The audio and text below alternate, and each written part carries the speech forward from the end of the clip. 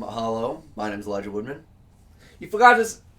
I'm Justin Kroh. This is the Loudest Crow, and we are here to cough through the noise. What did I forget? You forgot to say the name of the podcast. This is the Loudest Crow. Oh.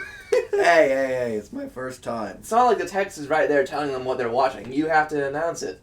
Okay, that's a fair point. Well, there's also people might not watch the video at all. They might just listen to the audio, as most people do on podcasts. Oh yeah, exactly. So So this is the Loudest Crow for anyone who isn't looking with their eyeballs and just looking with their ears. For our first special guest, you're on thin ice. Yes, I think on a couch, but thank you.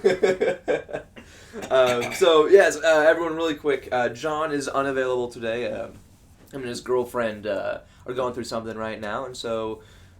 Even though, it's kind of funny because last episode we were talking about substitute teaching, and even the episode before that, and now you're substitute hosting.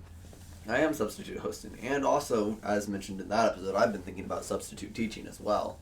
The only day I could do it, though, is on Thursdays, and that would maybe require me skipping a class, but it's differential equations, and I love that class. I absolutely adore that class. It's basically, have you taken, what math class are you in right now? I was in Calc 2 last semester. Right now I'm in discrete math. I'll take Calc 3 and linear algebra next year. So you not take differential equations? I might take differential equations. It's not required for my major, and I don't know how I would use it doing game development, which is what I want to do, but... it would all be about how accurate you want to make things, because differential equations is how to calculate anything you've ever wanted to calculate in the class. So is it like lots of Taylor series and Kroh series stuff? No, not really. It's mostly if you have a cup of coffee and it's cooling down at a certain thing, then the rate at which it's cooling down, depends on itself. So you'll have a function where or if you have a car where you'll have a function where the acceleration is dependent on the position and the velocity is dependent on the position, and the acceleration and velocity are dependent on position, and then it equals some function. Then how do you solve that is differential equations. And you can basically model anything. Okay, so it's just for figuring out really complex functions and be like, yes, it equals this. Yes. It's basically applied Calc 3 kind of deal. But okay, sweet. Anyway, speaking of math, I was talking with someone yesterday, and they were talking about how a lot of colleges aren't going to require standardized test scores anymore, which I know that was something that they did during COVID, but that was kind of we understand there's a pandemic going on. You might not have had time to go and take the test. At least that's how I interpreted it. Okay, yeah.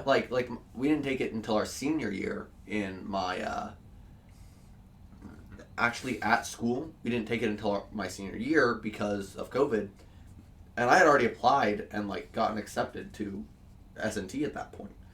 So I understand why schools didn't require standardized test scores for them, but the idea to just do away with them seems, I don't know, I think that we lose something in that. I'm not a huge fan, but I agree. When you first told me this, I'm kind of indifferent, but I feel like I shouldn't be to it. Because on one hand, I don't think anyone enjoys standardized testing. But I think a lot of people can easily appreciate standardized testing because, like we said, it has value. So, I don't know. I do feel like there is value in saying, okay, here are all the college students in the U.S., and here is what they know on average. Here's what kind of questions they can answer on average. Here's what the majority of them can do. And I think that's valuable because then it helps us set very accurate standards. Standardized testing, right?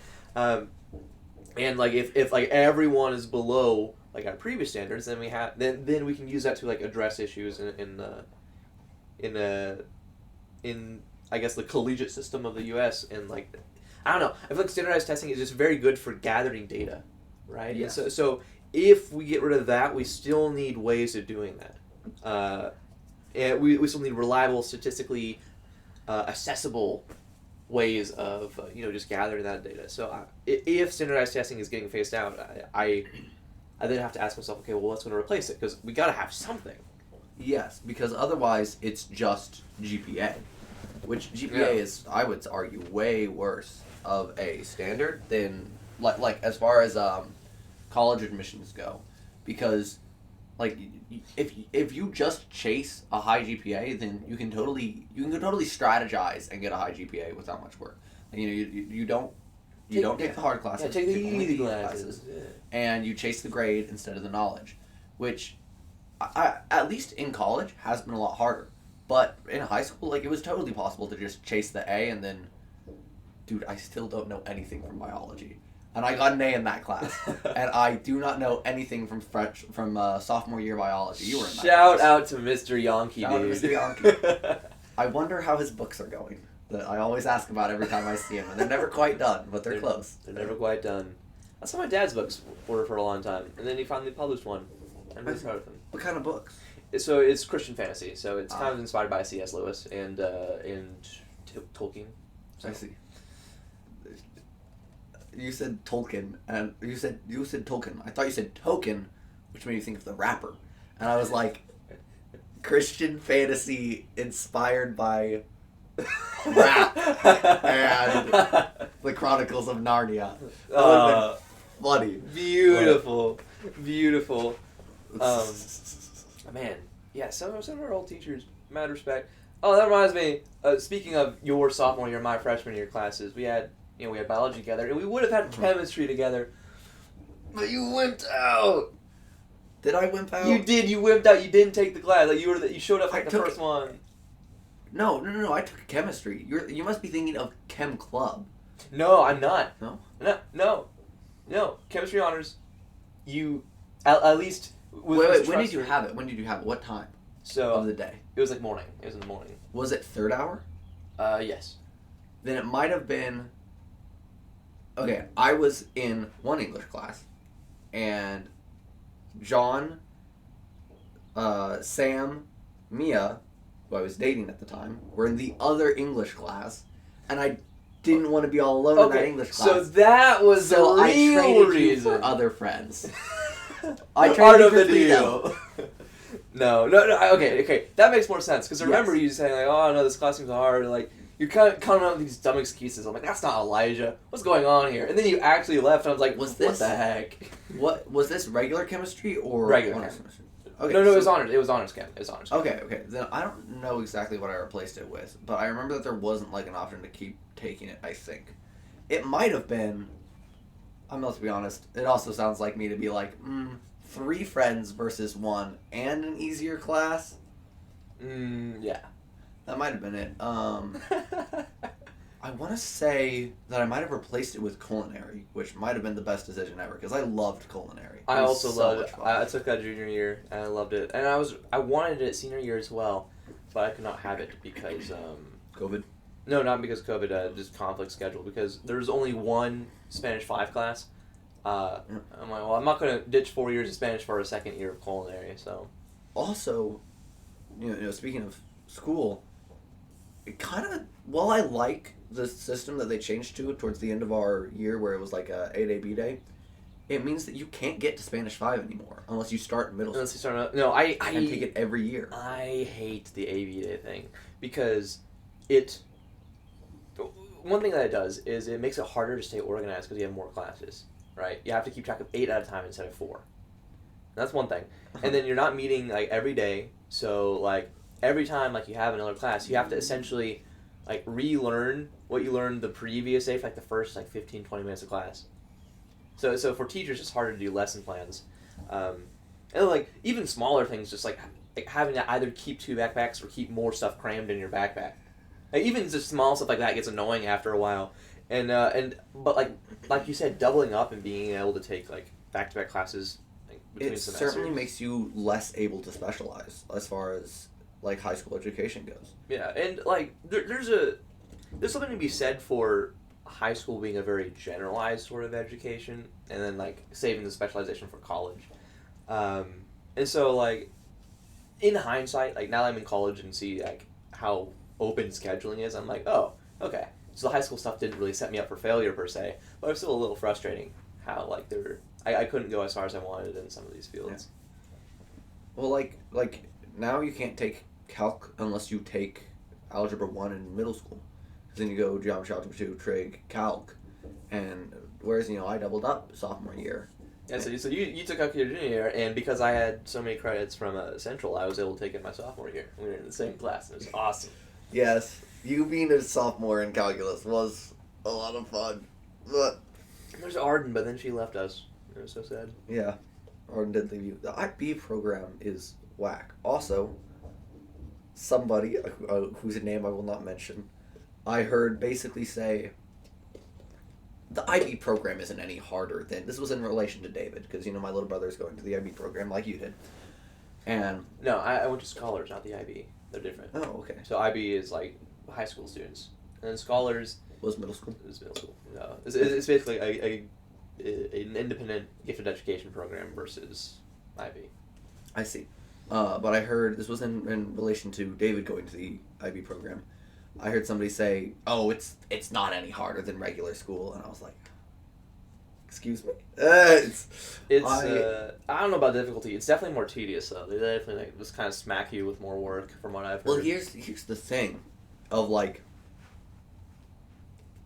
what is difficulty if not the amount of effort you need to put in? Mm. At least in high school, like what made a class difficult was generally not, at least, I feel like for me, maybe this is different for other people.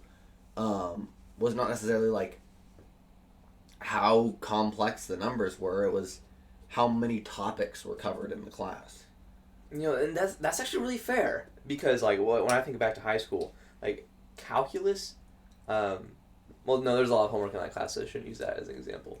But like I don't know, classes that covered really niche topics but didn't offer a lot of work, I would first of all enjoy more. Wasn't the homework optional in calc?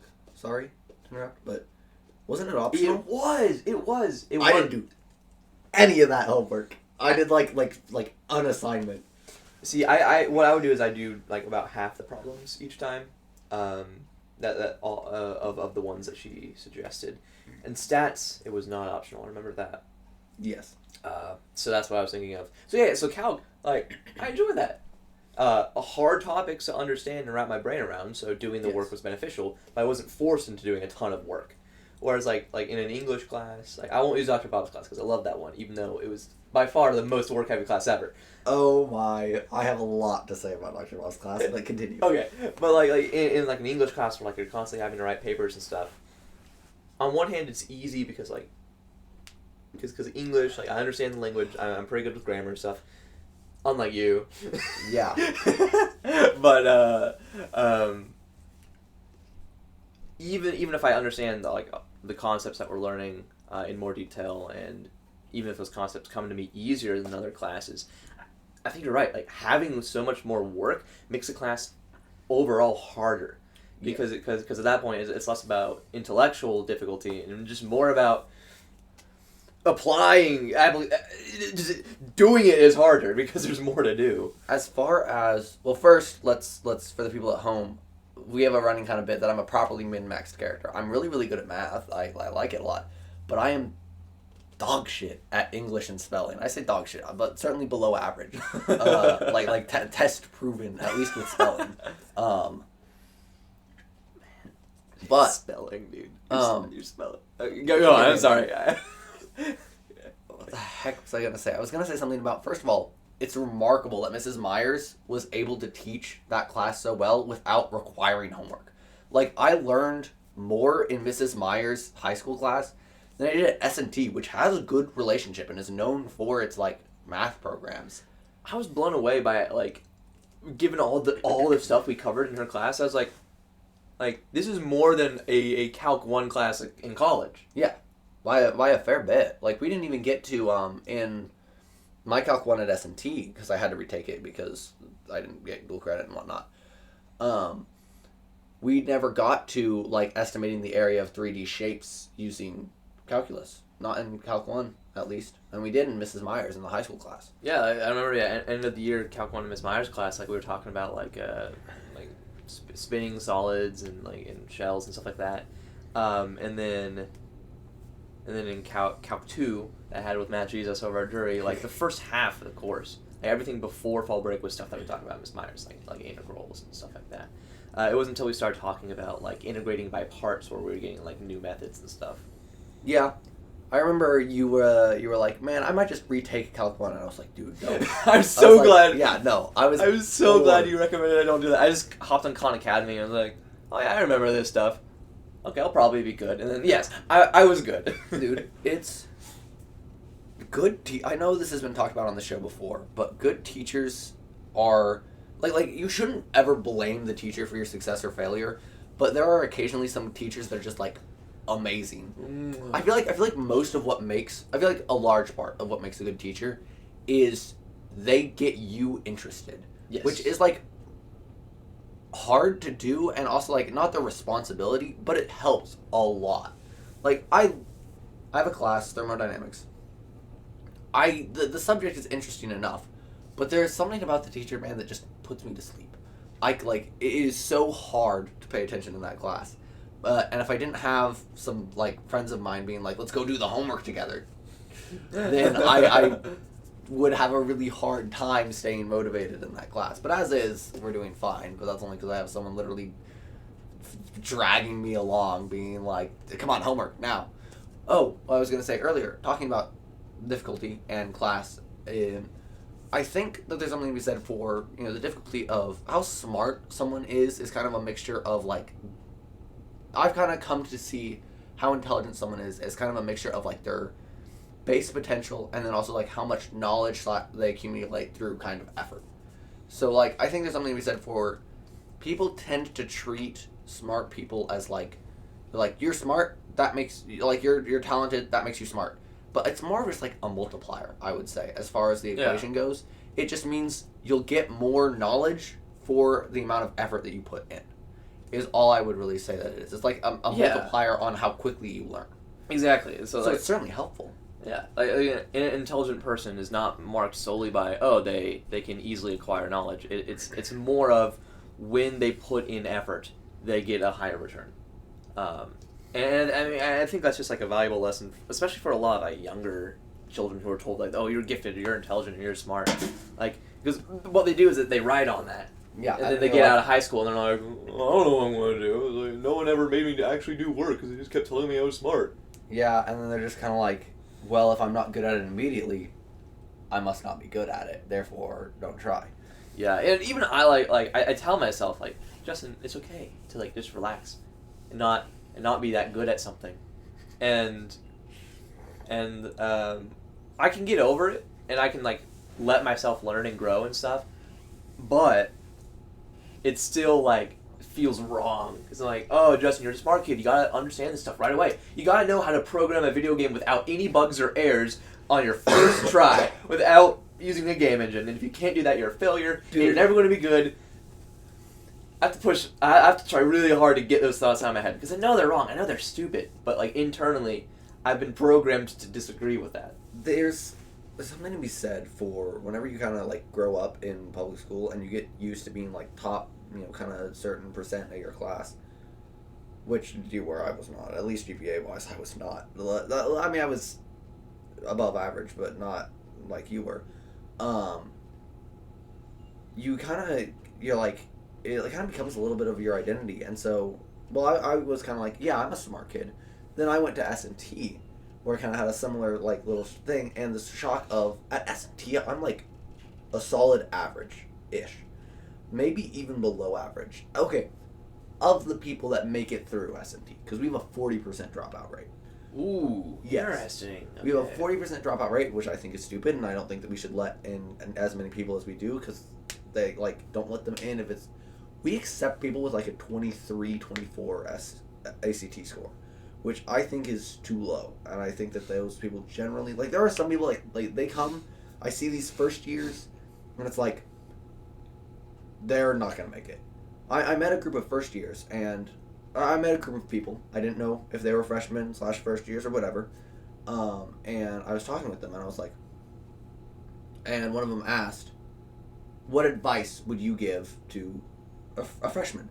And I was like, look at all your grading policies, make a grade sheet, know what classes are forgiving and kind of like give you leeway, because it changes so much. Like, the cutoffs in some of my classes are not even like the standard 90, 70, blah, blah, blah. and make a grade sheet, know what classes you have margin to mess up in, and know what classes you have to do good in every single time. And I was like, for example, I'm assuming most of you are taking physics, most of them were, and I was like, did you know that assuming they haven't changed the syllabus from my year, you get 2 dropped homeworks, 1 dropped exam, 1 dropped lab, and 1 dropped recitation score, and 1 or 2 of them, and a lot of them were like, oh no, I didn't know that, because this was towards the beginning of the year this year. And one of them was like, wait, we get in a dropped exam? And I was like, yeah. He goes, sweet, I'm not going to the exam tomorrow. And I was like, no, what? You, most of the time, I have yet to be in a class where I just skipped a final, which is partially because I would have skipped the MATLAB final, but I forgot about an exam. So I kind of had to use the drop for MATLAB there. But this kid was like, yeah, I'm just gonna skip the next exam. And I was like, no, I was like, what year are you? And he goes, I'm a sophomore. Or I said, what grade are you? And he goes, I'm a sophomore. I looked at him. I was like, what year are you? And he's like, what do you mean? I was like, are you a first year or a second year? He's like, first year, because a lot of people... I hate the first year kids who are like, I hate it when they do that. I got do credit, because I'm the same way, but I call myself a freshman because I'm a first year. Because you're easier for everyone. There are a lot of kids at S&T. That's so stupid, man. I bet half of them are named Melvin, and they go by other names because they're ashamed of it. Like, actually, I'm a sophomore because of my credit. Just shut up, dude. It's like, if a sophomore says they're a junior by credit, then I'm like, sure. That's fine. Because the difference between a sophomore in college and a junior in college is not nearly as big as the difference between a freshman in college and a sophomore in college. Or, and there's a ton of, I think what happens at S&T is there's a lot of kids that, they come from whatever school. They were, high up in their class. Like I said, I was relatively smart. Then I came here, and I kind of had this identity crisis of I'm average, or I'm below average at S&T, and it kind of rocks your world just for a little bit, because you're like, this has been part of my identity for so long, and now it's just not true relative to the local populace. Well, you also can't assume that anyone doesn't know something at S&T. I met my roommate for this year, and we started talking about space tethers or space elevators. And I made the assumption that he didn't really know much about it because most people don't know shit about the idea of a space tether, how we would build it, how it would work. And I started talking with him, and he knew almost more than I did. And I did the whole research paper on it, and I was like, I was shook. But it was very, very interesting. And I wouldn't say that he did know more, at least not in the one conversation, but it was like, wow, you can't. I kind of because I felt a little bit silly because I had started to kind of explain so this is what a space tether is, blah blah blah blah blah blah blah blah, and then he was like, oh yeah, and then started explaining it to me. Doggo, the doggo, what's in? Be gone a lot.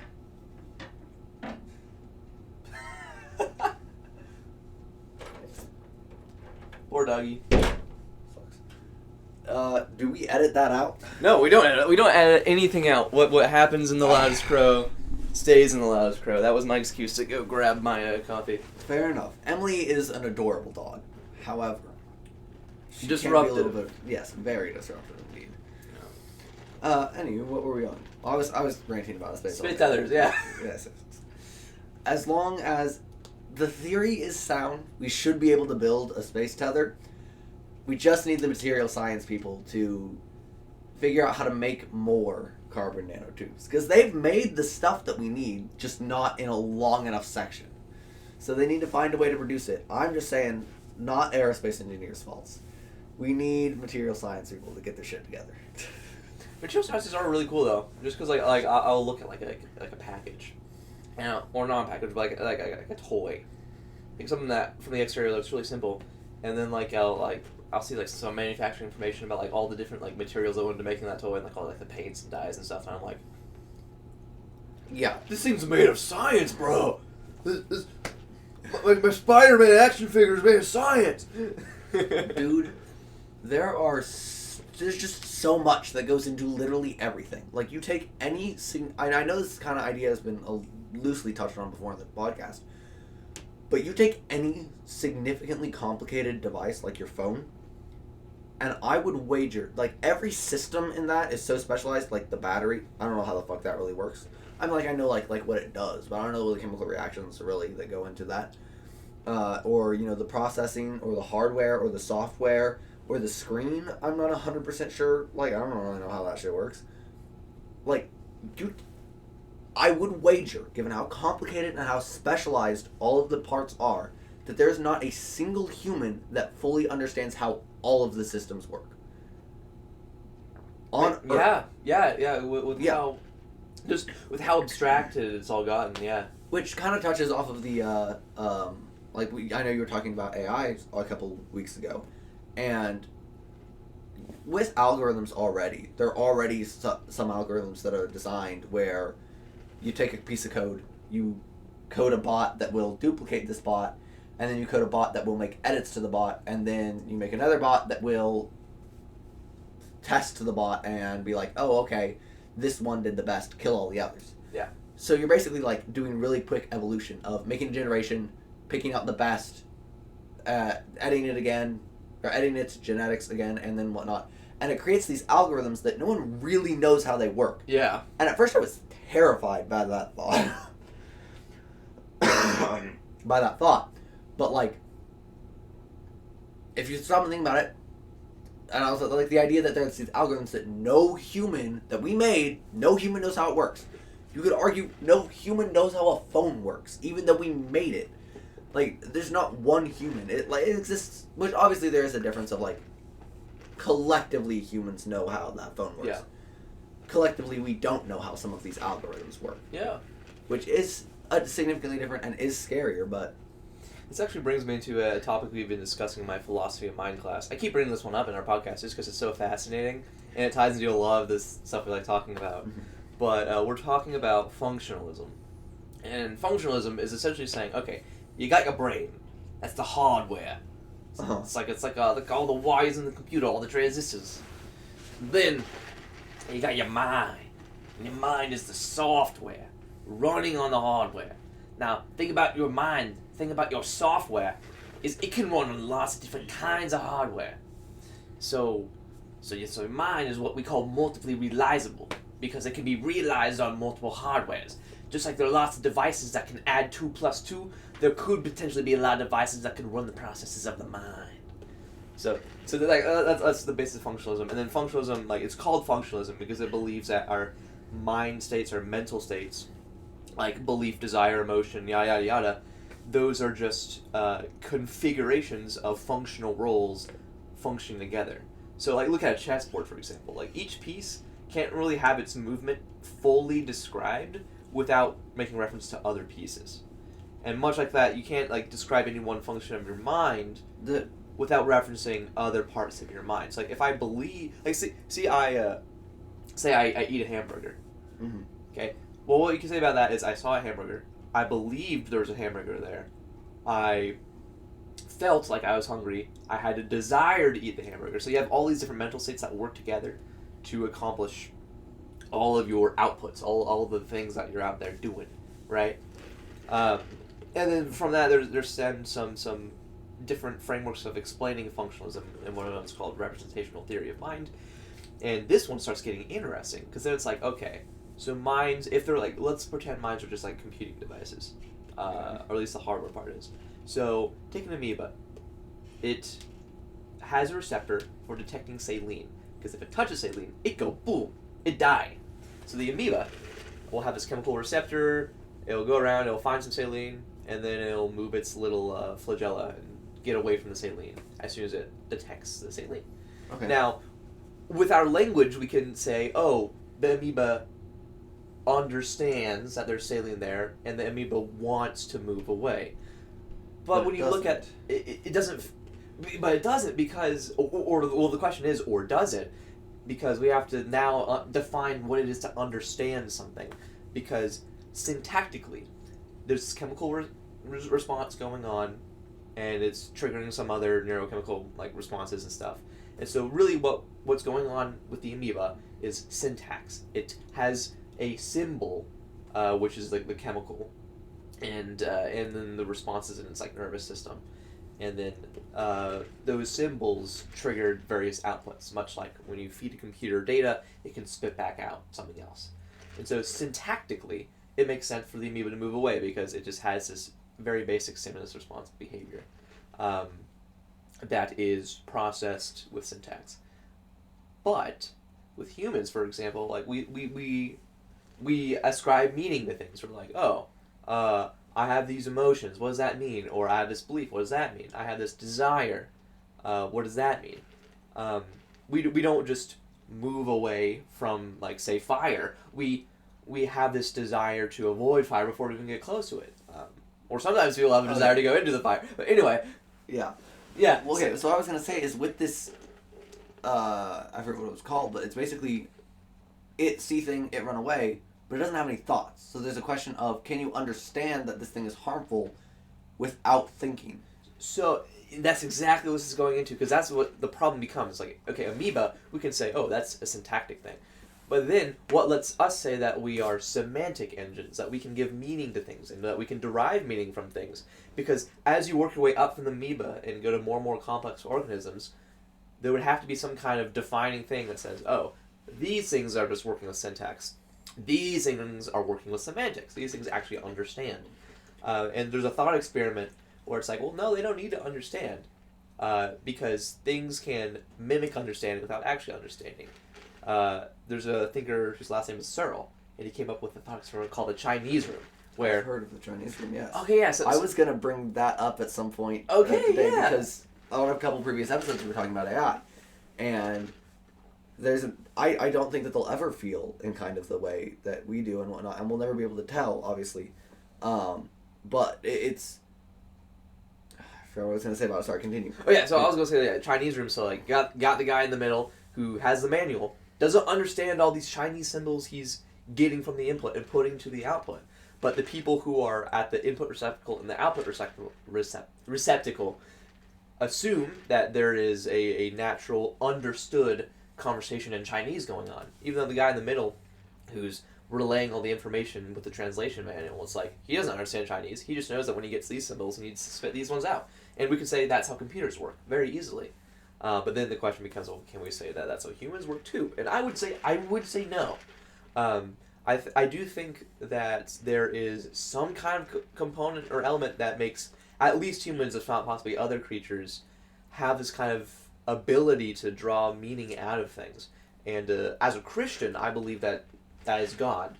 Not only God being God, he has kind of embedded all of reality with himself and hence with meaning. And then us as humans have the ability to reflect on that meaning because we're made in his image. Yeah, so essentially what you're saying is humans, and I feel like a lot of people, Christians or not, believe this as well, but you're basically saying humans have a soul or some, spiritual being, and computers never will. Therefore, do you think that they can't be sentient? Yeah, that's what I would say. They can definitely pass a Turing test. They can appear sentient, for sure. Like a lot of them already do. Like, people are freaking out about, like, ChatGPT and, like, the Bing AI and stuff like that. They can definitely mimic human behavior. Like, we're good at making things that mimic other things. Yeah. With technology and whatnot. Like what we did with birds 20 years ago. So I'm just like, yeah, so we will definitely make things that mirror these processes to a T. But I don't think they'll ever... I do not think we'll ever be able to make something. I think it's impossible to make something that actually consciously experiences things the way we do. I would be heavily inclined to agree. At least we can't make anything that is nuts and bolts. I think there's something to be said for...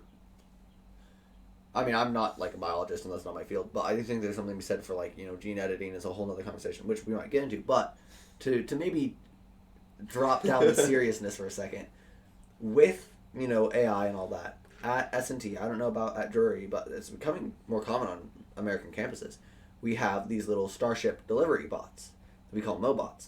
And they roll around and they deliver food you can go on the app and you can order food from the cafeteria, and they'll load it into the robots, and the robots will come rolling to your dorm. That's sick. It's very cool. I love the robots. Okay, really good. I got a rant because I went to a student government meeting for jury, and I won't say the amount, but they have a lot of money to throw around. Way too much. I see. And so the fact that we don't have these delivery bots for food on just rolling around on campus makes me livid, man. I'm pretty sure MSU has them.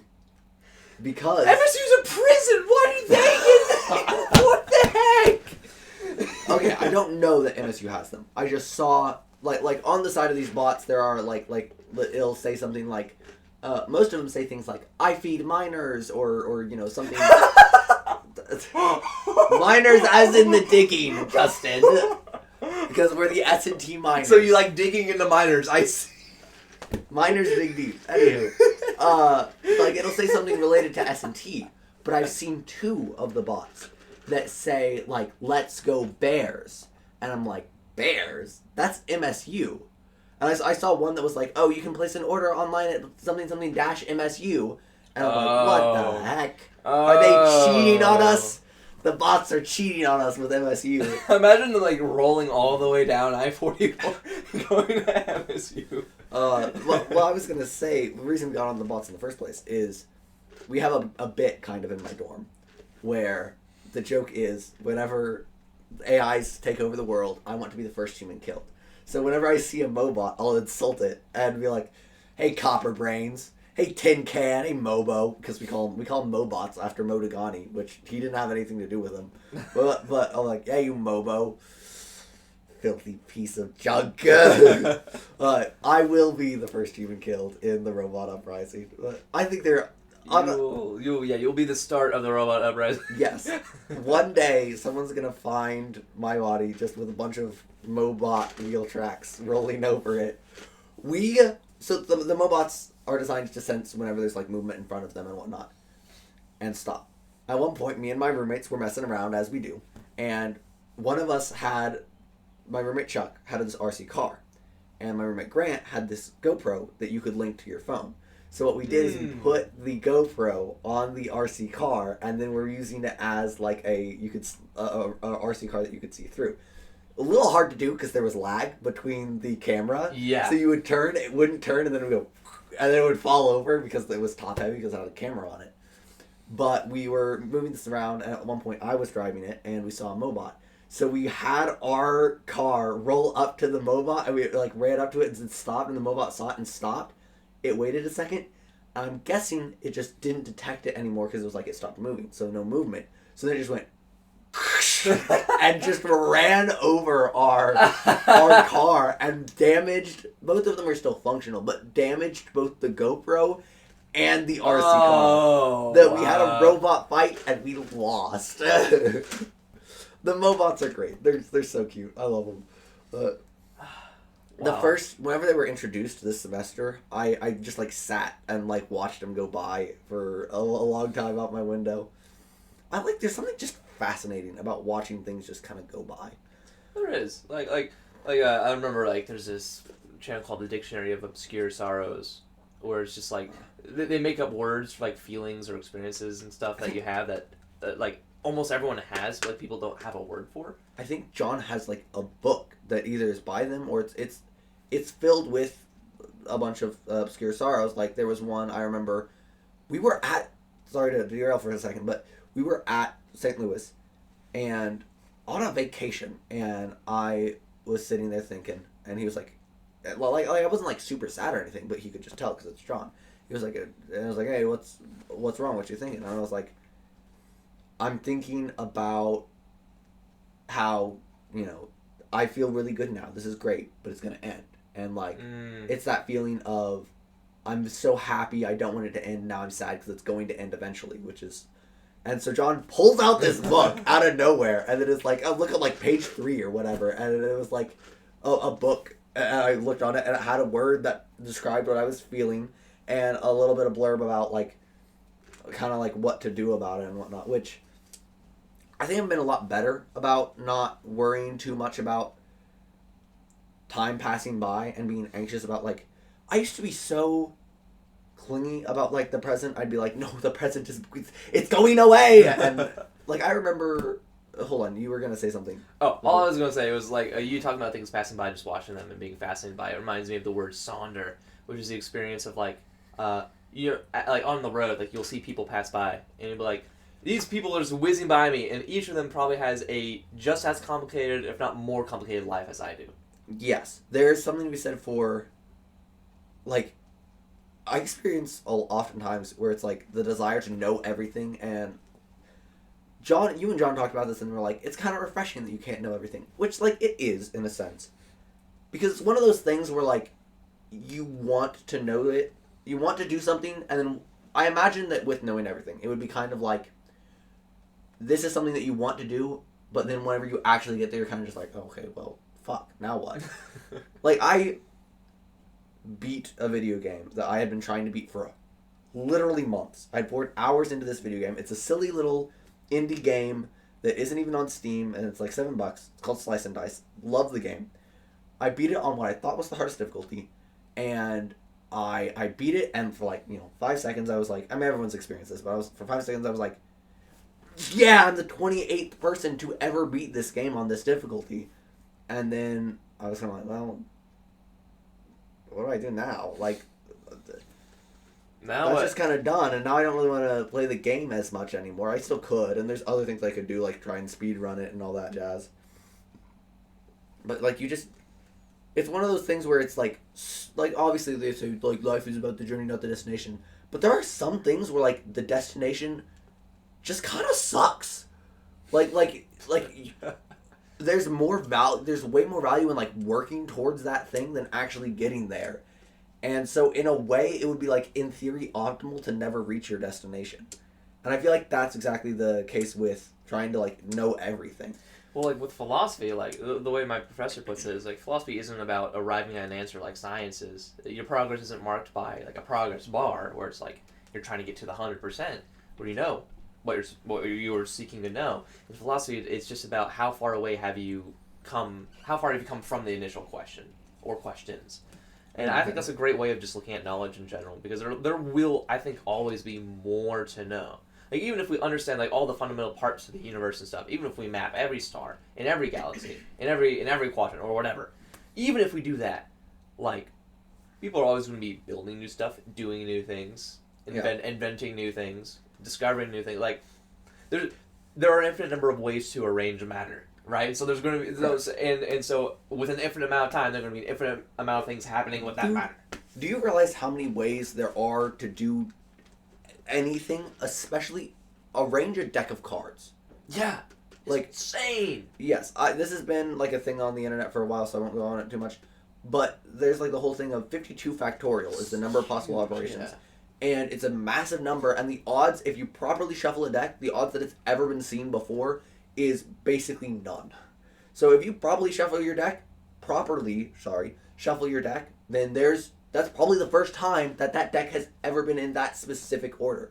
And that's fascinating. That's amazing. It is. And again, I think just these like big numbers, these like huge probabilities and stuff, I'm like, it's so easy to get caught up in that and like be defeated and be like, oh man, like, oh, I'm so insignificant. And I don't try to compare like my self-worth to how much stuff there is out there, because I don't think that's a good way of looking at it. I don't think a good way of looking at your significance is by trying to like see like what percentage of reality you make up.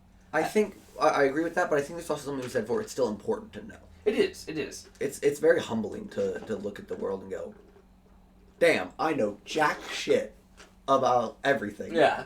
No, it's extremely humbling. I think everyone needs that. Like, just the other day, I got to talk about this, because I've been talking to everyone about this. I was a big boy on Thursday. You know what I did? Okay. I went and got my vehicle safety inspected all on my own, like a big boy. And then after that, I went to the DMV and turned in all the proper paperwork to get my car re-registered for 2 years, all on my own, like a big boy. And then I went to the Greene County courthouse, and I turned in my property tax assessment form all on my own, like a big boy. And then I went to school, and then I did my classwork and all that stuff on my own, like a big boy. So I was just doing these things, and in that whole process, I was like, I really know next to nothing about cars.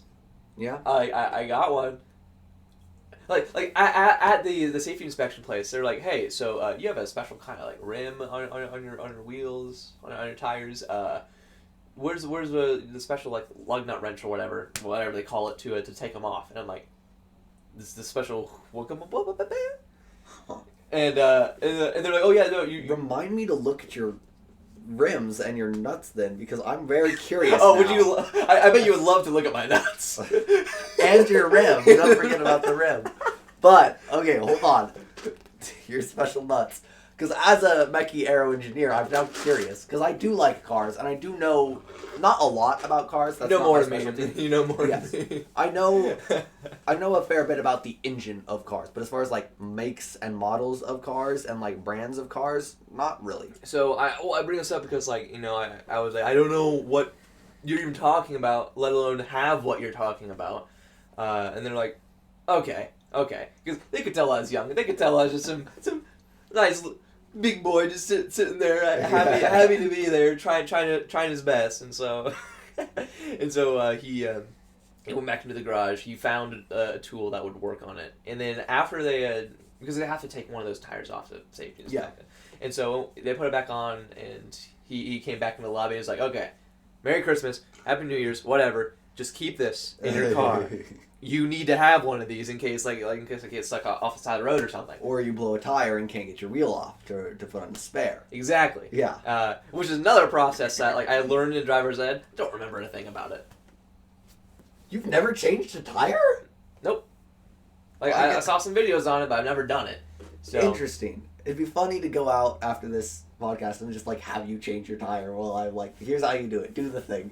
But there's something to be said for the only reason I know I don't know much about cars in the sense of make and model like I said, but as far as car repair goes, I do know a decent bit because I've been if it seems like something's simple enough on one of the cars that around here, then I'll one of my siblings' cars or my parents' car, then I'll be like, yeah, I can fix it. I've replaced the brake pads in Sadie, I think just once in Sadie, and I replaced the brake pads in Silver.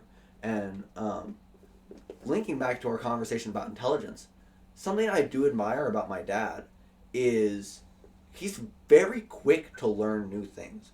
My dad basically something was wrong with Silver and he decided he was going to fix it himself.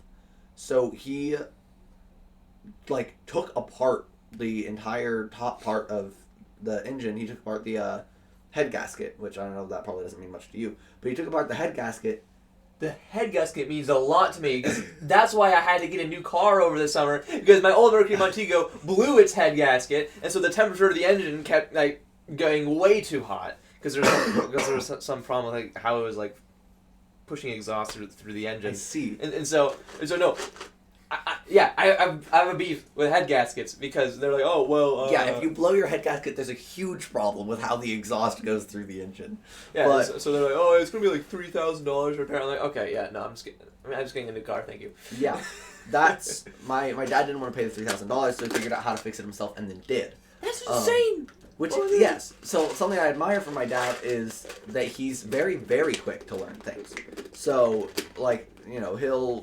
he'll research something for a while and be he's also dedicated whenever it comes to a new thing, which I think there's something to be said for a little bit of shiny object syndrome of he'll find a project and then be my project, and then work on that for a good while until he's good enough to repair the head gasket and then fix that. And it's not he's obviously could do anything now with a car. He knows how to fix a head just the head gasket, I would assume. And also he and I changed the brakes on Silver together.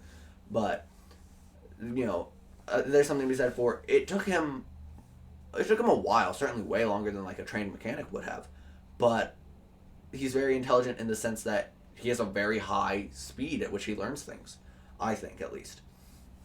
There's also something to be said for that's a very relative thing. There's also something to be said for occasionally you'll meet these people at wherever, especially at S&T, where it's they don't seem to learn things that quickly. You'll meet a couple people and it's man, you really don't learn that fast, do you? But they're just so gosh darn determined and such hard workers that it doesn't matter because they learn it eventually anyway because they put in more effort. And I'm kind of on the one hand, I'm I'm glad that I learned quicker than that. On the other hand, I'm like really admire their determination. Yeah. And it's like I wish I wasn't so gosh darn lazy in comparison to them. I think that I'm not lazy, but I certainly don't work as hard as some of the people that I know. So, is what it is. It is what it is. Oh, something that you were talking about earlier with like going to S&T and kind of having to kind of rethink your identity since you went from like what I would consider like a very very very high level like high school student, smarter than most, to average. Yeah. Right. And one thing that my parents kept telling me when I was still thinking about like possibly going to MIT, especially after like I had the really good interview with them, they're like, you have to be ready, Justin. It's going to be an adjustment. You're going to go from like top dog smart kid to just like another guy in the crowd, and it's going to be a big shift for you. And I was like, okay, yeah, that might be a weird change. I might have to rethink, how I approach, my day-to-day life and how I define myself and stuff. I don't know. I think it would be kind of cool. You see, I was kind of told that in a way, just short interruption, because I was told, oh, you'll be with other smart people. And I thought that it would feel like I was smart as well. And I thought that I would go there and be like, everyone's smart. But it doesn't feel that way when you're there. It feels like I'm average. And it feels like your expectations adjust. And it doesn't feel like anyone's smart there, even though, in theory, compared to the rest of the population, everyone at S&T is smartish. But like, it doesn't feel that way when you're there. It's just like, this is now the expectation. And it kind of just like sucks because you don't like whatever smartness you had earned, gone now.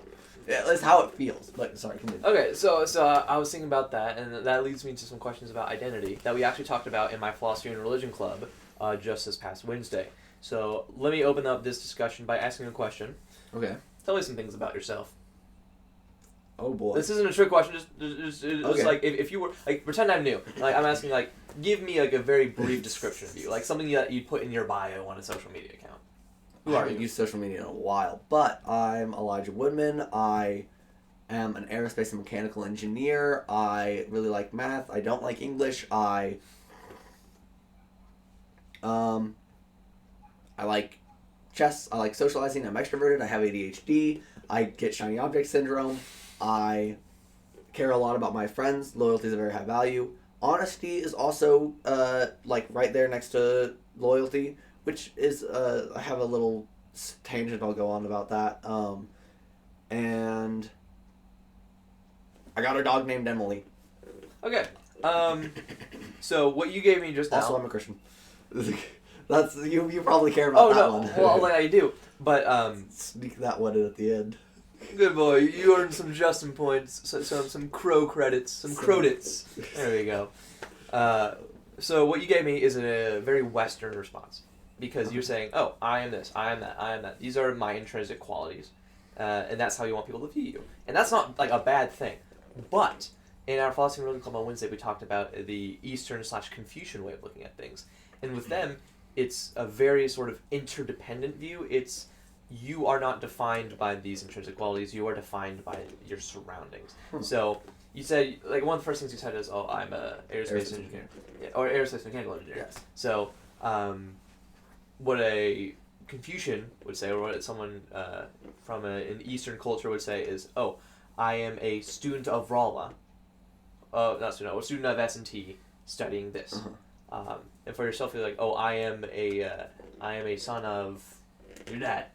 Yes. I'm related to this." You talk about yourself in relation to other people, like so I am friends with blah blah blah blah blah blah blah, or I am friends with people who are generally like this. And as for like how smart you are and stuff like that, you might start describing those too, but those would be secondary to, because obviously you could also describe yourself in these Eastern ways, but the first all the things you said pretty much were just about these intrinsic qualities. And it was interesting in our discussion because we're talking about, well, you have this Western way of viewing things, which is very like independent. And again, that's not a bad thing. But what that makes it harder to do is to see your role in the bigger picture. And so that got me thinking back to my thoughts about going to MIT and like going from the smart kid to like the average kid. It's like interesting because I identify myself with this intrinsic quality of being smart, but I can only really say that in relation to other people. Yes. And so saying I am smart is just another way of saying I am generally more intelligent than my peers, right? But then like if you go to S&T, MIT, like a big college, well then you kind of have an identity crisis because you're not the smart kid anymore. So then you have to say, well, I am. You have to say I am intelligent. I'm an intelligent person surrounded by other intelligent people, or I am a student at S&T, and I am similar in intelligence to the people around me. These kind of intrinsic labels you give yourself can easily change. So even if you don't say it verbally as, oh yes, I am this related to other people, like your intrinsic like characteristics can change depending on your surroundings. And so what I think is the best way of looking at it is like look around and see, okay, what are the people around me like? What is my role alongside them? But then you do have to look inside and be like, okay, how do I want to play my part? How do I want to fill my role? And that's where the intrinsic qualities come in. If you focus on just the role, well, then you're an NPC, right? You're a non-player character, and without others, you're nothing.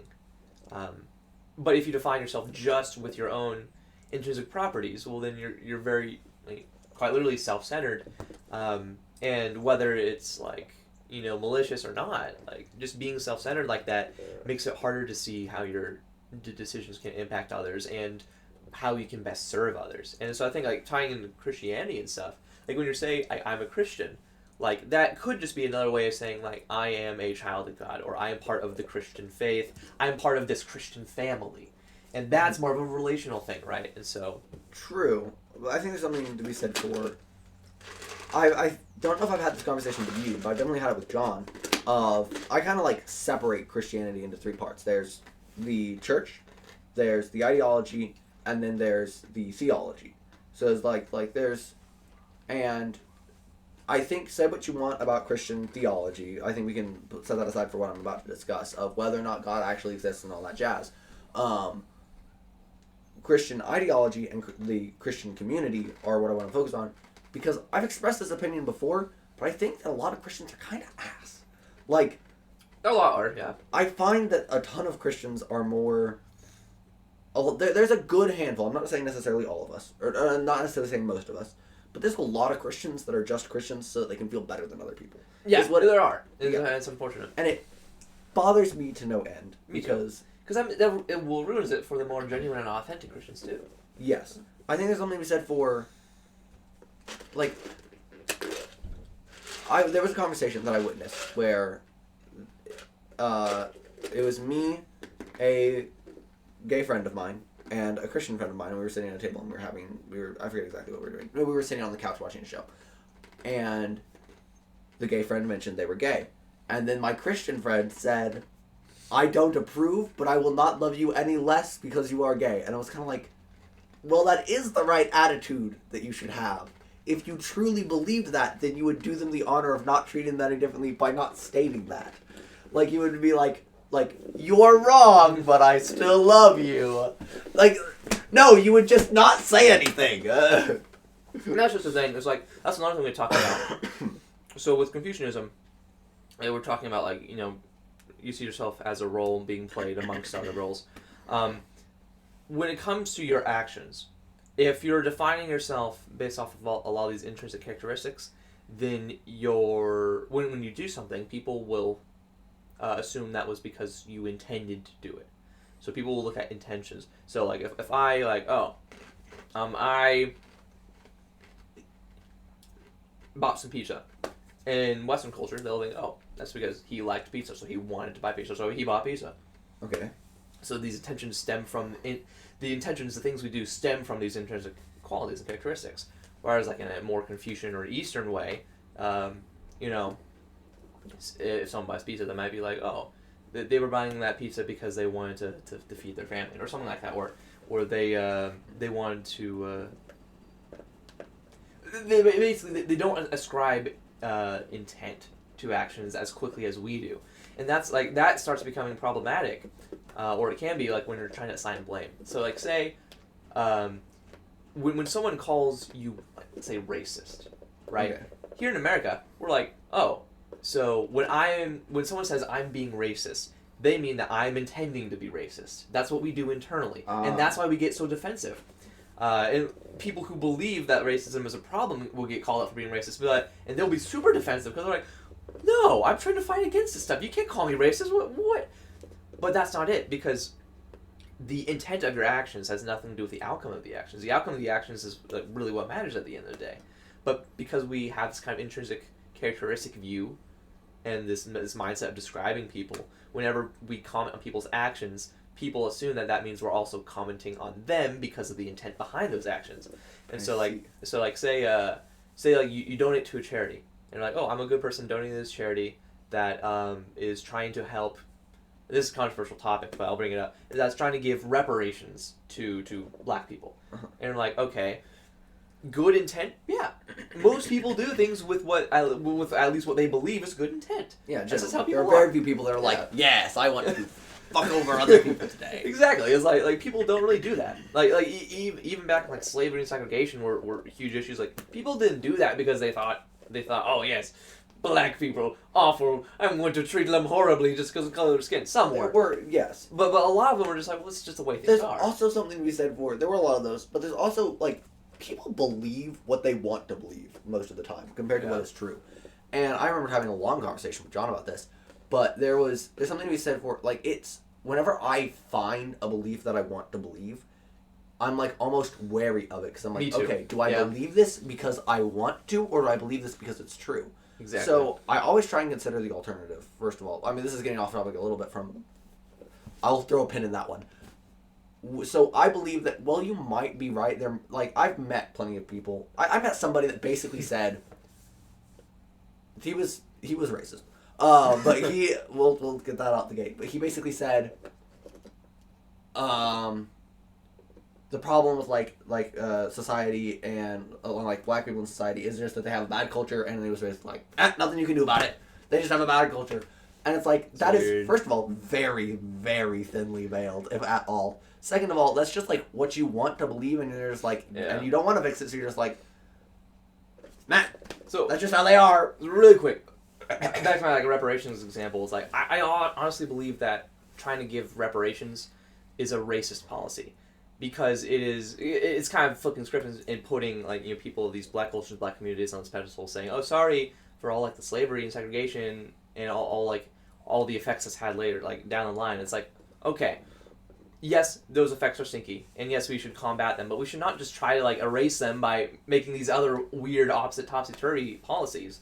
Because giving reparations, I'm pretty sure this is just an exaggerated thing that kind of spread as a meme, but 5 million people for every black resident in LA is some policy or something that is being debated right now. No, that's ludicrous, because the common argument is no one, black or white, alive today had anything to do with the past. And while those effects have carried over, and unfortunately, there are a lot of white people who have these internally bad views towards black people, and vice versa. That sucks. But these reparations, putting these people of color on this pedestal, and is giving them all this money and stuff, saying, "Oh, sorry," it's not really, it's not going to fix anything, because they weren't directly affected by these things. I would argue that they were directly affected by these things. Well, when I say directly affected, I mean they lived through it. They did not live through it. Yeah. Okay, my take on the general stance is this, because you look at affirmative action and in colleges specifically, and I think that there's a lot of, and I'm not against the idea at all of reparations or affirmative actions in general. I think that there's a lot to be said for it. I think they're being implemented terribly. For example, in college, if, especially at S&T, because for women, because we have a 3-to-1 gender ratio, there's this idea of... That's so weird for college. Really quick, that's just so weird for college, because usually there are a lot more women in college than men. Yes, the average in America is 60% women, 40% men. So, and then S&T is way the other way.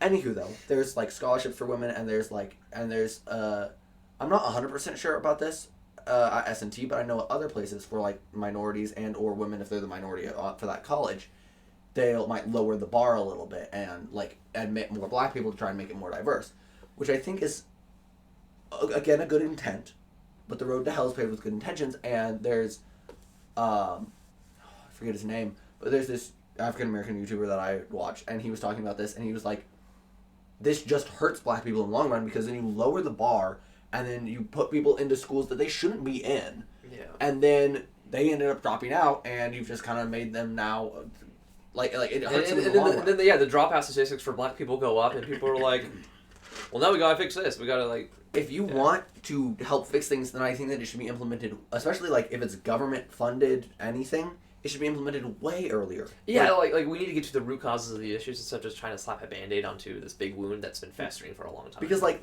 people brought up in poor public schools, which is oftentimes black neighborhood schools, especially because, property tax is a large funding for schools and whatnot. And so redlining and all that jazz has obviously created some areas of cities, especially, where it's more black than white, and oftentimes those areas are poorer. And so then the schools are poorer and not as good and all that. If you want to make reparations, that's, I think, where the money should be spent. Because what's happening is you're taking these people that are in poorly funded schools, and then they graduate from a school, maybe not, maybe not being taught as thorough and high quality of an education, and then they're like, yeah, this is where we'll add funds into the system, is this jump. And it creates this gap between what you know at the end of high school and what you're expected to know at the beginning of college, and it's just not... It's surmountable for some, but there's a lot of people that get tripped up by that, and it's... So I think that it's very poorly... There's also something to be said for Asian students are, like hurt by this, by a lot of... Like, compared to... Like, Asian students get accepted... have to have higher credentials than white students to get accepted at a lot of colleges, because they're like, they're too smart, we have too many of them. And it's kind of like, okay... Now we have another minority that you're now that you are discriminating against and making it harder for them to get into college just because there's a lot of them already in college. Yeah. So it's like... And really quick, like, as a computer science major, there are a lot of white dudes in computer science. A lot. There are. And so maybe that played a role into, like, me not getting into any of those big colleges. But I prefer to look at it as God wanted me to stay in Springfield because he had business for me here. That I don't know what it is yet. But anyway, really quick to build off that, it's like, I mean, Condorcet is someone we talked about in my first philosophy class last semester. And something he wrote that, this is like a couple hundred years ago, but that's still so true, is that one of the easiest ways to tackle inequality in a society is to have equality of education. That's like one of the biggest things. Yes. There's a lot to be said about the public school system, which we've covered at least parts of it in previous episodes. Well, I was going to say, real quick side tangent, we were talking about all these new things and how we'll never know everything. Do you ever look back at history and go, man, they were way off? Do you remember, I forget who it was, John would know if he was here, but who was the person that said there's nothing new under the sun? I think that was Socrates. I love Socrates. He's got a lot of good shit. I haven't read most of it, admittedly. But, dude, he was fucking way off. Like, I get what he meant, all that. But there's so many new things, at least on the surface, as far off as you could have been. There was someone who said something similar, I forget who it was, someone much less important than Socrates, who said everything, like this was back in like 1980 or something. They were like, we've invented everything significant. He's like, we've reached we've reached the end of what there is to know. And he was like, we're not going to invent anything else because there's just not more stuff to know. And it's like, dude, you're so off. You were so wrong. And the timing is so funny because I was like right as like computer science was starting to like explode. This might have been more. It might have been before that a little bit. Then it might have been. It was somewhere in the 1900s, and he was like, "We've discovered everything," and it's like, "No, we have not." Well, see, that's just the thing. It's like I get the sentiment, like, oh yeah, nothing under the sun. Like, okay, if you're talking about like art and stuff, I get what you're meaning, but the whole point is that humans have this crazy ability to just combine new things or new ideas. Well, to combine old ideas, combine old things to make new things and new ideas, and they can use those to make new ones, and those make new ones, and that's why that's how progress exists. We just take the stuff that's always been there, we make new stuff by combining it together in different ways, which I think is just crazy cool. Like going back to what I said, we will probably never have every single combination of a deck of cards shuffled in the thing. We'll probably never go through every possible combination of a deck of cards. probably ever in all of humanity, unless someone like makes a machine to specifically just sit there rearranging a deck of cards systematically. I mean, yeah, which like, would be fun. If we want to, we could just like make a billion of those machines, just leave them running for a few years, and like, hey, look, we did it. I mean, yeah, we probably could if we tried really hard, but we most certainly. Why would we? Yeah, like honestly, I would expect if that were to if we were to like have every combination of a deck of cards like play out at least once in human history, it'd probably just be like us expanding like to like a galaxy-wide civilization, and there's just so many people playing with cards that it happens eventually. Yeah, perhaps. Hopping back a couple topics, which is gonna sound like a huge jump, but it's been in my mind for a second. Chess hasn't been solved, and I think that's fascinating. Like tic-tac-toe, everyone knows, like, it's solved. It's a solved game. Even with the AIs that we have, which are incredibly powerful and way more powerful than a human would ever be at chess, it's still not fully solved, at least not yet. Which I think is so cool. Like the absolute optimal chess game has not yet been solved. Because in theory, once it's solved, you can go, okay, you'll be like, okay, is it black or white that wins? Once it's fully solved. But it hasn't been yet, so we don't know. And I think it would be super fun to sit there and be like, waiting to come to find out who objectively wins at chess. It's probably white because they go first. But that would be so interesting to just sit there and then one day they announce white wins at chess, just always now, whenever the computers are involved. That would be cool. Man, I'm very excited to see who wins chess, just as a blanket statement of the whole. That makes me wonder. It's like, sometimes I wonder, like, do the things we have today, how long are they going to last? Like, is chess going to be played like 100 years from now, 200, 500, 1,000? How enduring are these things going to be? Like with a deck of cards, like, will we still play with the same kinds of decks of cards or something similar to them, like 1,000, 2,000, 5,000 years from now? Are we going to have something completely different? It's like, I wonder how enduring things are going to be. Just because with like the modern age, with like computers and stuff, it's just like things can just change on a dime. There was an award-winning article back in like 2001 or something like that I saw on the internet that said, "Is the internet just a fad?" Like people are questioning whether the internet is just a fad as millions of people give up using the internet, and it's like, no, it was not, not at all. At least not for us. But I'm gonna hop back another topic.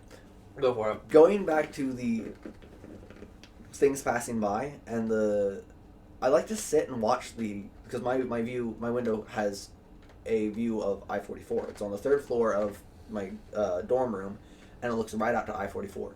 And whenever it's raining, there's nothing nicer than just sitting there and watching the cars go by, especially the semis, because then you can kind of see like the mist get pulled up and it gets follows with the wind, and you can see the drag profile of the. That sounds so cool. That's the nerdiest way of describing that picture, but yes. It's so, as an arrow, it brings me great joy. There's also something I was gonna say earlier, of like just like getting envious of other people's majors. Of like on the same vein of wanting to know everything and not being able to. Like my sister was telling me about nursing, and I was like, damn, maybe I should become a nursing major. And I get this like all the time. Someone will tell me about what they do with their major, and I'm like, oh, I want to do that shit. And then I'm like, focus on. That's interesting. I actually don't know if I've ever found myself doing that. Just because I mean, I really like computer science. I grew up with computers, with a dad who loved computers, and who like taught me lots of things about computers. And programming is just like, I love math, I love logic, I love writing, I love creating, and it just takes all those and matches those concepts together. And so I never even like that. This is a big statement, but no, unless I'm just forgetting some occasion where I did, I have never envied another major. Like, don't get me wrong, I love aerospace and mechanical engineering. I love aerospace more than I love mechanical. But I love aerospace, and I wouldn't switch, but there are totally times, like, nuclear engineering, just so cool. Also, you don't need, I have found out, You have a nuclear reactor on campus. I think you knew that. I found out you do not have to be a Nukie to operate the reactor. You just have to go through the training. So it is on my bucket list before I graduate. The training is very long, and it is very much a pain and a lot of work, and you have to like do regular like training things because it's a nuclear reactor.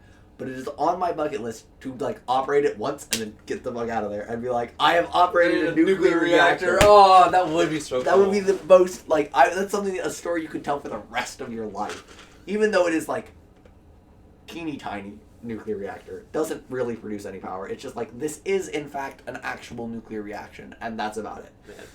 Speaking of stories you could tell for the rest of your life, it's kind of sad. Oh, I shouldn't say sad. It's weird how usually our lowest moments or most stress moments are the ones that make for good stories, right? That is true, yes. Or not even like lowest, but like just the most hectic, the most, I guess, the most exciting, most frantic. I don't know. You get what I'm saying though. It's just like when things are going crazy, those are when the big stories come out of those. Because like, I'm not gonna tell my kids like, oh, I remember the day I was just sitting looking out the window and I was really happy. Like, no, I'm not gonna tell them about that. I'm gonna tell them about the time I got into a wreck on I-44. I mean, I just told you about me sitting watching the trucks go by out of my dorm window. So I think there's something to be said for the best stories are either the most exciting, or they have some kind of just inherent happiness. Humanity, yes, that's a great word. Yeah. Humanity to them. I was talking with my mom just a bit ago about me remembering looking out the window and watching and waiting for my cousins, which I had never met before. My second cousins, I should say. I'd never met my second cousins. I knew that they were coming to visit, and we had no idea what their car looked like. So me and my little brother would sit there, and my little brother couldn't see out the window or something, or he was like in the kitchen, like ready to alert the rest of the family. And whenever a car would turn into the neighborhood, I would go code green. Whenever they would turn onto our street, I would go code yellow. And then if they would go into the driveway, I would say code red. But most of the time, they would just drive past the driveway, and I would go clear. And then we did that. We did that for an hour and a half because they were like, we started like 30 minutes before they were supposed to arrive, and then they were like an hour late.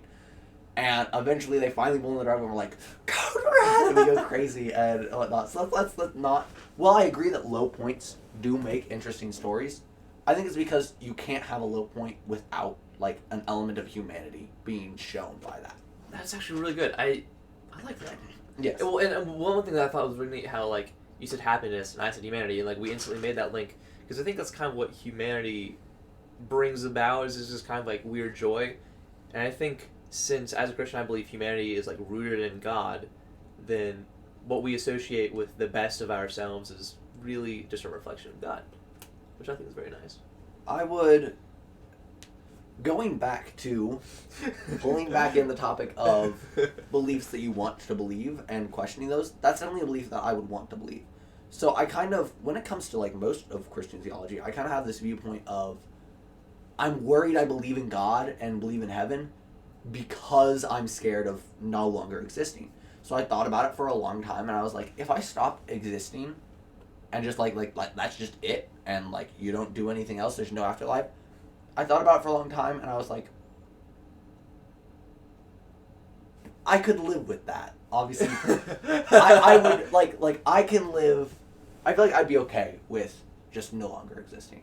Well, yeah, because like at that point, it doesn't make a difference what you did, and so why not just live as though it does make a difference? Because it doesn't matter. So, for the sake of me not having external motivation to believe in God, which is what I hope, I look at these viewpoints of, what if God doesn't exist? So, if God exists, I believe the meaning of life is to, follow God and follow the ideology of Christianity, which I think the most important parts are, the fruits of the Spirit, which are love, peace, joy, kindness, goodness, faithfulness, gentleness, and self-control. Really quick, but before we go further, be careful with that, because the fruits of the Spirit are not necessarily what you chase after, they are what you receive in pursuing God. Yes, I know, okay. but... which there's a whole nother thing that we could talk about there. We'll throw a pin in that one. So either it's that, or God doesn't exist, and there is no inherent meaning of life, and things don't inherently matter, but we still feel like they matter. So they might as well actually matter. So they might as well matter, at least to you. And therefore, the meaning of life is whatever you care about, and the meaning of life is whatever the fuck I say it is. Which is very fun, in which case I'm still going to do very similar stuff to the, like, actual Christian ideology of, you know, like, being loving and kind and all that Exactly, jazz. yeah. Because so it doesn't change my life too much. Well, whether God exists. well, for me, I would say it doesn't change it at all, because it's like I still think Christianity is just a fantastic blueprint for how to live a good and healthy life. It was just what any like religion should aspire to be. But just I think the way it was laid out is good. I don't like the church. I don't like a lot of modern Christian practice. No, I get what you're saying, because like, you know, with the Catholics, like, this is not even a new thing. This has been going on for pretty much all of history. We take this thing that's supposed to be beautiful and pure, and we humanize it. We contort it. We distort it to fit our needs, to believe what we want to believe, or to tell others to believe things that serve us more than they do serve God, which is tragic, but it's also a natural thing to do. Which is interesting, because again, when we talk about like the humanity in people, that's why I said, like, really when we say that we're referencing God, because if we're talking about like humans like just as they are without God, they suck. They suck, dude. Because all they are like the biologically wired things who want to maintain homeostasis, get food, like, all that. If we talk about humans without God, then we talk about the world without God, in which case you're still comparing humans to the rest of the world, and we're still better. Are we though? Then I would say yes. In general, this is I think we certainly by a large extent had the possibility to be. I think what should be this is related with the possibility of. I think humans have a ton of potential to live like good, happy lives, but we don't focus on that in Western society. Like in the Constitution, it talks about like the right to pursue happiness. But, like, no one teaches you how to really be happy. And, like long-term happiness was not really covered. Like, it's meant to be covered by, like, your family. Your parents are supposed to teach you what it means to live a good life and a happy life. And I feel like I've kind of gotten that. But I feel like a lot of people don't. And I remember in Mrs. Elmore's class, which was Psychology of the Holocaust. But she was talking about happiness for some reason. I forget why. And she said, people these days are very, very, chasing, they're trying to be happy all the time. And humans were not meant to be, like, ecstatic and actually happy all the time. They're meant to be content. Exactly, yeah. I would say that, while I greatly enjoy this conversation, it's not like I'm, super ecstatic or full of serotonin. I'm content, and I am enjoying, and I'm happy in the sense of I have no problems, and that currently life is peaceful, but I'm not happy in the excited, stimulated, fun aroused, way. Yeah. No, I fully agree. No, the scientific arousal. Anyway, that doesn't make it better, but we'll roll with it. You talked about us becoming an adults, and I think that this is proven that we are in fact not. But continue. I fully agree that we shouldn't aspire to constantly be happy. We should just aspire to be content. But I think that true contentment is derived from the Holy Spirit. Like even for atheists, even for people who don't believe in God, like when they're sitting there, looking out the window, appreciating just kind of the beauty in the world. Well, that beauty is not there apart from God. He is who gives meanings of things. He's who lets things be beautiful. He is who lets us appreciate what is beautiful. He is the reason we have those capacities, and other creatures do not, according to my beliefs. And so it's just I don't think. So when I say humans would not be good without God, I mean humans wouldn't even be humans without God. Because what separates humans from other creatures is the presence of God in us, the presence of the Holy Spirit. And so when I say that, we'd be bad, not necessarily, but we would just be very, very different. You're saying we would basically lose the element of us that is like the soul. Exactly. And so we would no longer really be human at that point. And that ties into another previous discussion that I had with John, where it's if you go to hell, and God, he's like, you don't want to be with me? Okay, that's cool. Let me just yoink that Holy Spirit out of you. So at that point, that's not a person going to hell. It is just this kind of, it's just a thing, right? Perhaps. a creature of some sort, of some variety, but one who has had a very core element of itself removed. There's been some discussion of like dogs have no soul, but there is still some discussion of like dogs being in heaven. Do you think dogs go to hell? I mean, obviously the good boys. Very few dogs are bad boys. Very few dogs would go to hell. No, I don't. No, because then you have to have like every like mayfly who like lives for 24 hours. Oh yeah, they all go to heaven or hell. No, no. I believe that they are just these functional, again, kind of machines, just good biological machines, just going around doing their thing, and then when they die, What would you say if let's say we like take a monkey and we somehow make it a very smart monkey to where it's on par with human intelligence? Would you say that it has a soul? No. Interesting. Well, because when you say that, I do not believe we'll ever see another creature, at least here on Earth. Because I don't know, God might make aliens. I don't know. I don't think we'll ever see another creature here on Earth who's anywhere close to us in terms of like our capacity to create, our capacity to understand beauty and see beauty and things, our capacity to feel as we feel. Because like when you look at monkeys, it's like they do have a lot of human-esque behaviors, but like we see those behaviors in other creatures too. So it's not like a huge shocker when we see these things. Like it's kind of impressive. It's kind of cool. It's like, oh, I didn't know like a monkey could. I saw a video of like a monkey putting on a suit jacket. Like he was looking at someone. There's someone with a suit jacket, and the monkey just kind of looking at it, like feeling around, takes it off the guy, and puts it on himself. Really cool. Well, it's like, well, I mean, you know, the monkey has been like, you know, biologically programmed to just like, you know, kind of mimic this sort of behavior, and so we might be able to get to a point where a monkey is like, or an ape or primate or something is like mimicking human behavior, but they won't have that human element in them.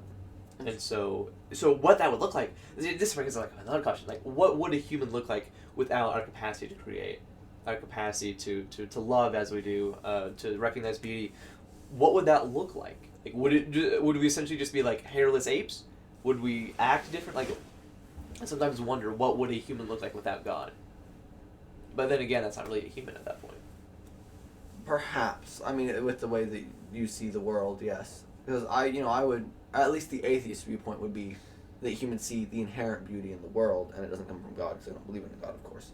But, well, see, then the question is like the inherent beauty in the world. Well, then you're just kind of drawing something out of nothing, and that doesn't make sense. Well, then there's still the argument of where did God come from? Because then you could argue that God came from nothing, and obviously then it's like, oh, he's a realm outside of our understanding. And then the atheist would argue there's something about the creation of Earth that the humans don't yet understand. And then we're back to square one. Yeah. But I just think there's so much more possible to say, like, you know, like, I think science more than anything, I think that science, like, reaffirms religion, or at least Christianity, more than it, like, explains it away. Yeah. Because as we look at the universe, we just see how complex it is. And the complexity just seems to be growing by the day. And we're just like, all these systems just coming about from pure happenstance, to me it seems like it's more and more impossible. So I think that's observation bias. Well, to me, I would be much more likely to say that, the universe could just say back in Greek times, like humans, we're just here, we're just kind of like these things, and we just we can move and stuff, and the universe just kind of came together in a way that let us be here. Yeah, okay. I don't know how it happened, but I mean there are lots of humans here, so probably some way it happened. With that very basic understanding, it's not as huge of a leap of logic to say, oh yes, humans, these creatures with all these neurons and cells and processes and organs. The more we discover about the universe, the more complex it gets, and the more I'm inclined to say, well, because of how complex this is getting, it feels less and less likely that it just kind of spontaneously happened one day. Again, I would say observation bias in that it's complex relative to our understanding, but humans are kind of dumb. We think that we're smart because we're the smartest things on the planet, but I think as far as no matter what you choose basically any intelligence for humans, and we'll think that we're the smartest things on the planet. So we don't know that we're smart in comparison to the rest of the world. As far as the laws of physics, very few of us understand really anything about. I went to a lecture on like quantum mechanics, and I sat there just like for the whole time, and I was like, "What the fuck is going on?" And just wait, in 100 years, all that's going to be completely invalid and wrong. It might be. That's the thing. Also, is that like in any field, it's literally just like you remember in school whenever they're like ignore air resistance, and now or they're like ignore friction completely, and then they were like include rolling friction or like sliding friction, but ignore air resistance. And now I'm in college, and they're like ignore or like include air resistance and all of these other frictions, but ignore the compressibility of air, because that's a factor. And we're slowly getting what you do is you just like slowly get more and more accurate towards, you get asymptotically close to reality, but we will never like have models that are like actually perfect reality, because there's so many itty bitty tiny things that people don't think about. Like I would have never really thought about like how the compressibility of air changes the way the plane flies, because it hits the air, compresses it, makes it more dense, which changes the properties of how it interacts with the wing. And that's something that you don't think about until you're like in aerospace and you're like, oh, there's so many unknown unknowns, and like there's obviously no way of knowing them because they're unknowns. But I think there's something to be said for a lot of humans think that there's not nearly as many unknown unknowns as there are. And we're like, humans have kind of always thought we're close. We're close to have. figuring it out. We do always assume that. But again, then it's like, I prefer the philosophic view where it's like, well, we're not like close to what? The most encouraging thought is that we'll never be close to anything, because there's always going to be more progress to be made. Yes. Like Correct. I think limiting ourselves to some kind of destination is just kind of defeating, because once we reach that, what are we going to do? What's next? That's goes back to what I said about how if we knew everything, it'd be kind of shit, but we should still strive to know everything. I think there's also something to be said for hopping topics a little bit too. I've got, we should probably call it before we hit like 2 hours, but there are 2 more topics that I've kind of had in mind. Of first off, going back to intelligence, we've talked a lot about intelligence. We obviously care about intelligence and about knowing things, and it feels like there's something inherent value to being smart, to knowing things. But is there? I saw this argument of, especially in the workplace. You need to read Rousseau. Okay. Especially in the workplace, there's like intelligence is highly overvalued. Like people are like, oh, this person is smart, therefore they must be good at. Like people are like, you're smart, therefore you can do anything. Yeah. You see it all the fucking time. Yeah. With like people will go like, hey, you're a mechanical engineer. Do you know how to fix my microwave? yeah, do you know how to fix my microwave? And it's like, not necessarily. Or like the bio major. We love doing this bit where like someone will like get hurt. He's not even like a med student or anything. He's a biology major in our dorm. And we'll go to him and ask him just the dumbest fucking questions that his aren't actually relevant to his major. Like we'll be like, I hurt my knee, can you help me? and it'll be like, no, fuck off. He doesn't actually say fuck off. He doesn't cuss. At least not very much. I mean, you're right that intelligence is kind of overvalued. And like what Rousseau was getting at is like, placing this value on acquiring this kind of academic knowledge is actually harmful to societies, because it just makes things more complex, and it gives people this kind of false sense of superiority. Because, like Socrates is like, oh, only thing I know is I know nothing. And so when you start thinking you know things, you're like, oh, you become a bad and entitled person. And I disagree, and a lot of people disagree with Rousseau. But like his big discourse on the arts and sciences was kind of a shocker and a slap in the face to a lot of people. And so it kind of it marked a healthy transition from like being like proud of yourself for being smart to being humble, but still seeking knowledge and stuff. I think that there's kind of going off what Rousseau said of basically like he got all this knowledge and then was like, knowledge ain't worth it. What do you think about beliefs that are like self-serving?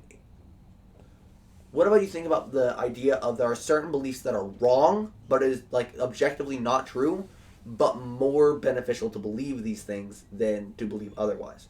I'll give you an example. My friend Amaya was at one point many years ago told me basically I described somebody as like out of my league, and she said, "Don't think like that. Leagues don't exist." I think that's just objectively not true. I think leagues definitely do exist, or at least the way we think of leagues. Yes. Yes.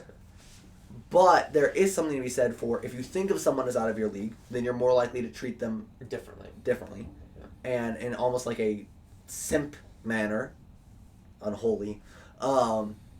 At least if you think of them as significantly out of your league, then you're more likely to treat them as in like a simp manner, which is bad and not going to lead to a healthy relationship. Keep talking about. I have something to go off, and when you're done, I'm concerned. You're more likely to treat them in almost a worshipful manner, and that's not healthy for a relationship. If you think them as below your league, then you're more likely to treat them badly, and that's not good for a relationship. And with like some things, yes, you should be picky about like their personality and about how they treat you. But there's also something to be said for happiness-wise, it doesn't really matter too much if someone's out of your league or below your league, as long as you don't think of them as such. So therefore, while I believe leagues exist, I believe it's also not a good way to think about things. Well, leagues, it's not like there's like an A league and a B league. Yeah. But I believe that there is definitely like you can't just be like, oh yeah, some people are the same attractiveness as others. I definitely think like the concept of like social status is real. Like we have sociology. Like there are definitely people who not only have a social status. That's like, I don't think social status is a thing that's like a tiered list. It's just different clusters of people with different personalities, right? Because like I wouldn't say that like like rich people are at the top of the social ladder. I would just say they have their own location in the public space, in the public eye, and they have all their own things, and that's what I view, because like a lot of people might feel like these people with more money are like superior in some way. And it's like, well, yes, they have more money, so they're superior in that sense, but they're not like superior people. Yeah, they're not better. They're just different in a way that is easy to see as better because they have more of something, right? So like this one qualitative aspect, yes, they're better than you, but as a person holistically, they're not. And so that's my approach to leagues. But and again, like focusing on the differences distracts you from the similarities and from the potential of the person of building a relationship with that person. But to talk about simpage, dude, it's getting really bad. Do you want to know how bad it's getting with this one girl I'm interested in? Oh boy. Really sweet Christian. Oh boy. I was right out the gate. I wrote a song, composed it. I was really proud of the chord progression, lyrics, everything. I was like, oh, this is so sweet. And I was talking with my parents and friends, and I realized if I sang that to her to ask her out, which was the intent originally, that'd be such a bad idea. That would be horrible. That's not like emotional blackmail. That's like emotional antimatter mail. It's just like it is not the presence. It's not like there's not something material there that's reflecting reflecting little to no light. It is the antithesis to matter itself. Is how bad that blackmail would be. Yeah, do not do that. Like that is something that you shelve away. I think there's also something to be said for. I think relationships are a little bit healthier if you like the person on a like close to as much as they like you. So this is something I haven't really discussed with other people before, so I might be wrong here. And I recognize that, but I think if you like your partner significantly more than they like you, or they like you significantly more than you like them, then it like adds inherent division. So there will be times like in previous relationships or in whenever I'm interested in a girl where I deliberately try and kill my feels just a little bit to where I like them a similar amount, or a little bit more generally because I want to progress things. Just because otherwise I think there's a dissonance a little bit. So I think you should try and prevent yourself from. The question is, should you try and prevent yourself from falling too hard for a girl that hasn't yet fallen for you? I have tried so hard, and the more I try, the more I fail. Well, see, the thing is, it's just like after thinking about it, I'm like, okay. Like, I wrote the song and stuff. Really, it was therapeutic. It helped me really collect my thoughts. Like, do I really want to go out with her? Like, do I really have a crush on her, or am I just kind of just thinking I do because it's a pleasant thought, or what are my true feelings about it? And so writing the song and practicing it on the piano and stuff helped me think about it. And now I'm like, okay, So the song still served a good purpose, but I'm never going to sing it to her unless like we've been dating for a while because it would be so bad. Because if you say no, you feel like you're an awful person after they do that. Yes. And then if you say yes but you don't mean it, you still feel awful because you're not being genuine. That is a lose-lose situation. The only way that works out is if like she was already interested, and I have no way of knowing that. And part of the song was like, well, I don't know if she's into me, but I'm into her. Like, blah, blah.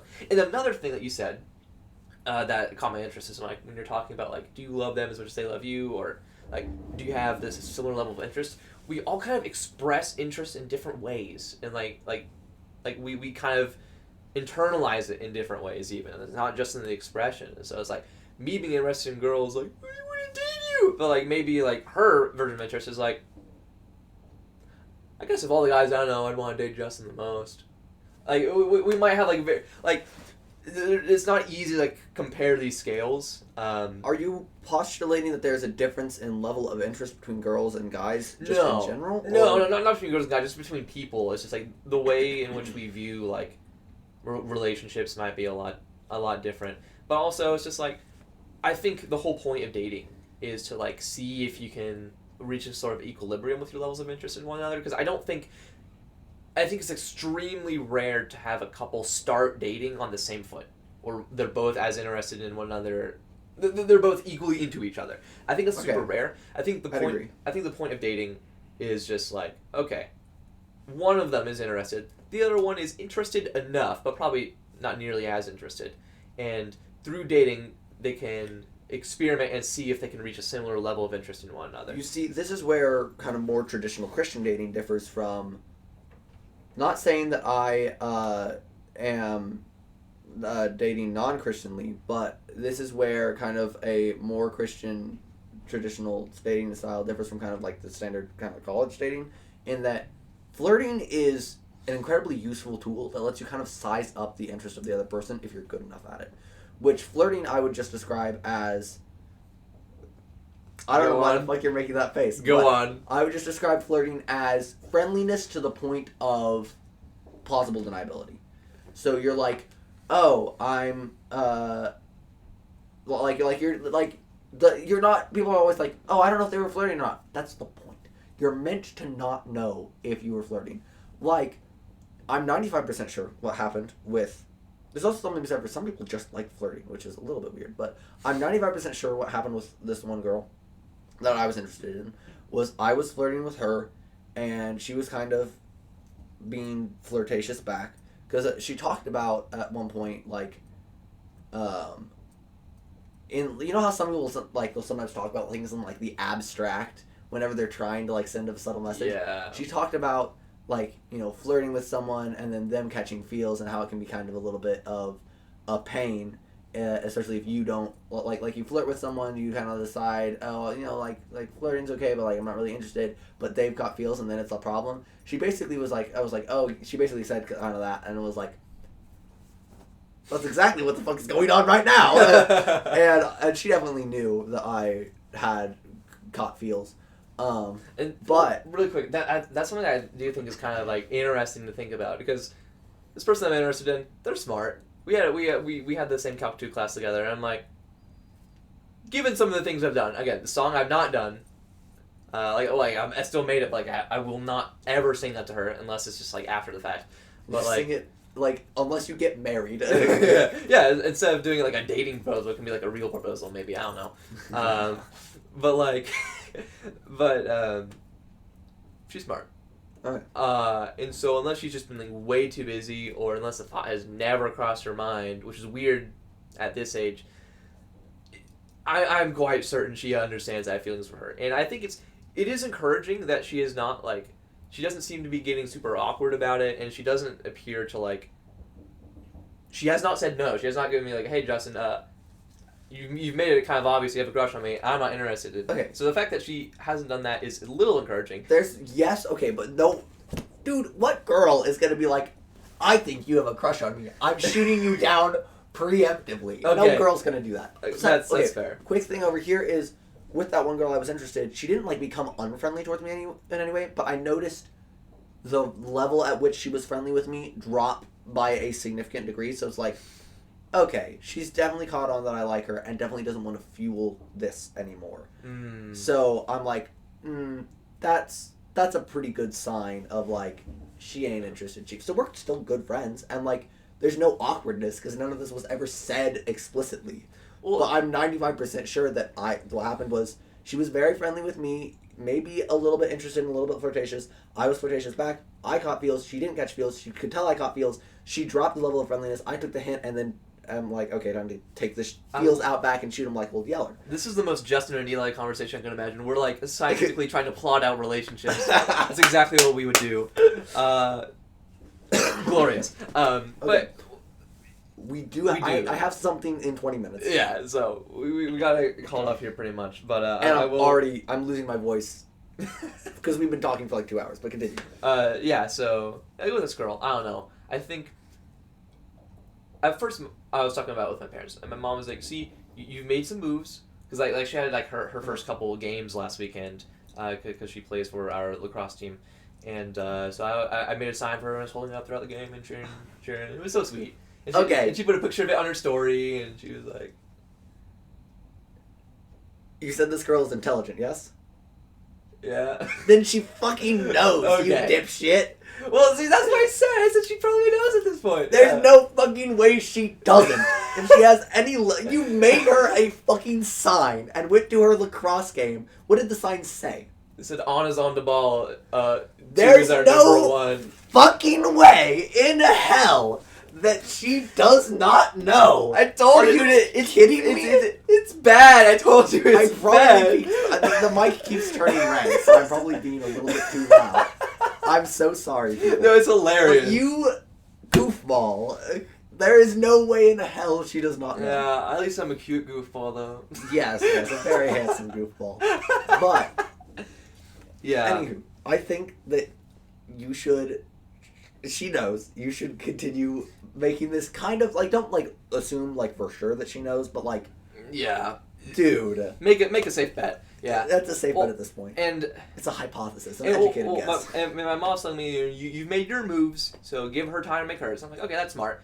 Then I started talking to my friend Caitlin, who is dating one of my other friends, Richard, over at Drury. Uh-huh. And she was like, like, if I were her, I would be waiting to see what your next move is. And I'm like, uh-oh. I was going to agree with that. I agree with Caitlin. Okay, because I'm like, I think that's something that's kind of been baked into our culture. It's like, the dude has to make the first move.